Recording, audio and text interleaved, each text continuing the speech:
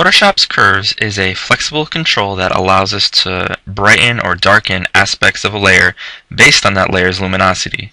So let's jump right in. We're going to press Control M to open up the curves window, and when we do that we see this graph open up, this grid, and a diagonal line. We're going to want to play with this diagonal line, and you're going to typically want to make what we call an SCurve. You'll see that when you move the SCurve, when you move this line, it impacts the layer. Now you can do all sorts of crazy things with this, so you're going to want to experiment and see how playing with this line influences the way it looks. But what I'm going to do is do a traditional SCurve with this, and sometimes we want to be just really subtle, and this is going to make the colors a little bit more vibrant, so we can see that the green is a little bit more green and the red is a little bit more red. Control M, and I can see in the histogram that's behind this grid shows as there's lots of darkness to this image, and I'm going to press OK, and I can see that comparing the two, the greens are a little bit brighter and the playground pops just a little bit more. It's a subtle tool, but you're going to find that it adds a lot of professionalism to your work. So, Control M, shift this to the side, I'm bringing down the line in the lower left hand corner, bringing it up in the upper right hand corner,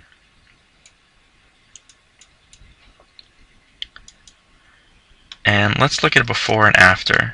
So the blues are more blue, the whites are more white. This is a much richer and vibrant image.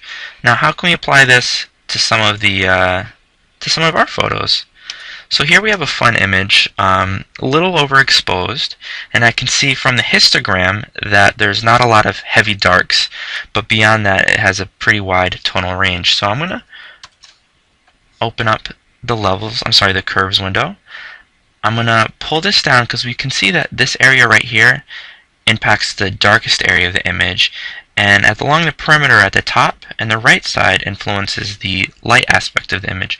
I'm going to pull it down to make an SCurve.